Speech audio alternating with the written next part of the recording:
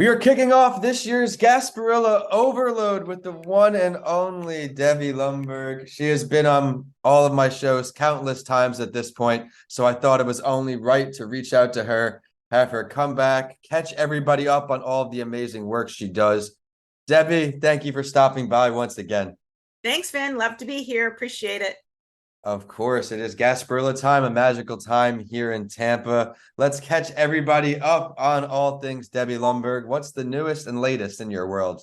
Oh, the newest and latest, thanks for asking, is really collaborating on a couple of books for colleagues. So contributing, not being the primary writer, and just the sheer joy of watching them express their expertise and their talents and having support around them as they launch them. And one is launching pretty quickly and another will be later in the year. So 2023 is about that support and success for others and the joy that comes from it.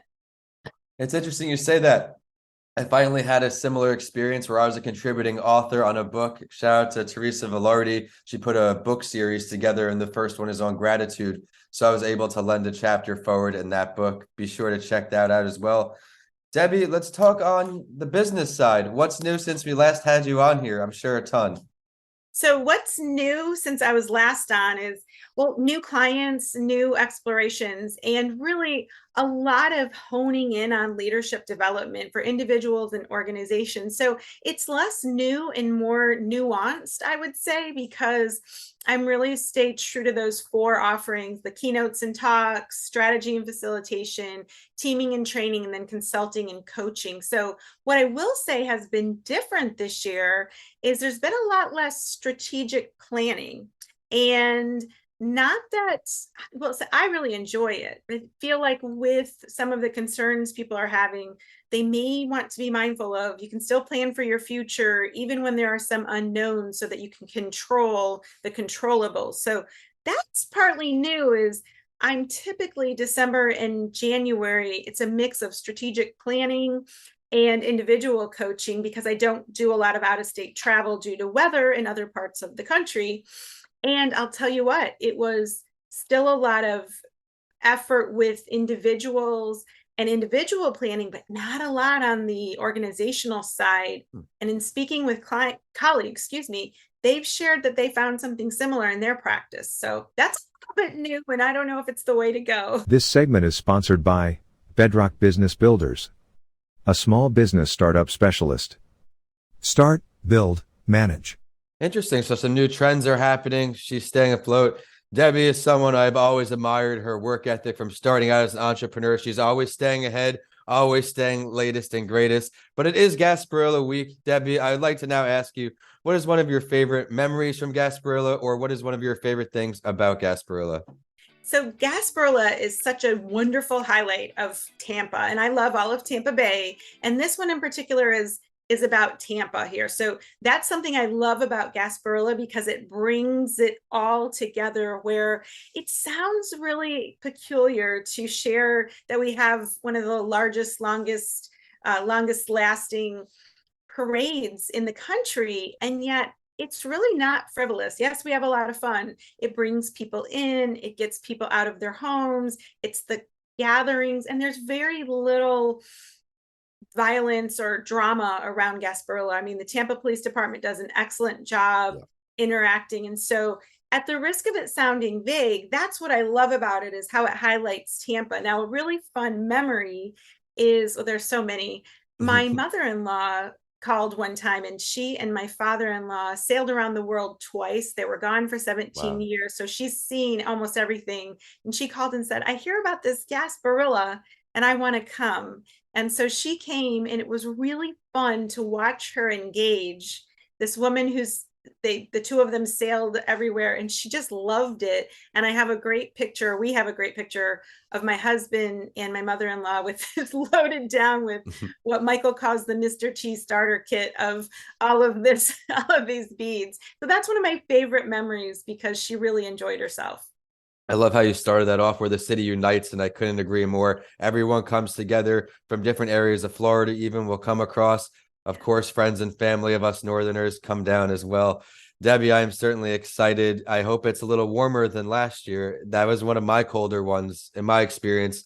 Have you had much colder than that in your Gasparillas? You know what? We have had some cold Gasparillas, and what I like about the cold is with all the pirate gear we layer, and so there's more socks under the boots and maybe tights instead of bare legs and bare arms. But I'll tell you what, hot, cold, in between, it is well worth it. We've had a very wet, foggy Gasparilla, and I will say, with no shame, in years past, we started very, very early, walking down Bayshore, stopping at a variety of places. And I remember seeing that fog mist burn off and move into the warmth of the day, into the heat. So I can tell you, yes. Now here's a little trivia about me. When I lived in Chicago, I was fortunate to be invited down for the Super Bowl when Tampa first hosted it. And it was the only time that it was, and only time it ever will be, Gasparilla and Super Bowl the same weekend in Tampa, because Gasparilla has been moved. Wow. Do not conflict. And I am telling you, that was a crazy, crazy, wonderful, enjoyable, memorable experience.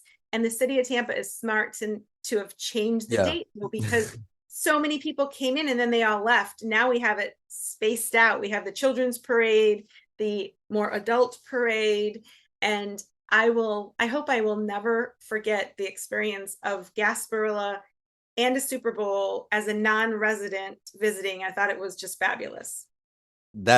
I can't even imagine how overwhelming or how exciting that must be. So it's safe to say you experienced that and you became a Tampa resident.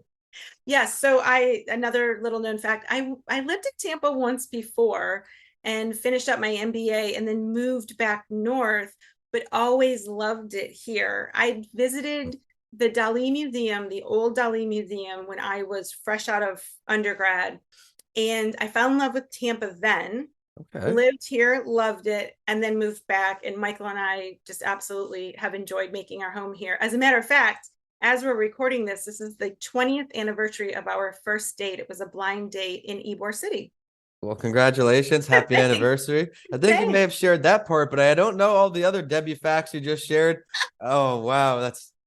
Well, let's hope the Bucks can really push us forward, maybe get us to the Super Bowl. We'll see. My Jets, of course, didn't make the playoffs. We were closer than usual, which was exciting. So you have to look at small improvements. We want the big picture, and it goes back to entrepreneurship for me in the beginning. I had I wasn't focused on the baby steps to get where I'd like to be.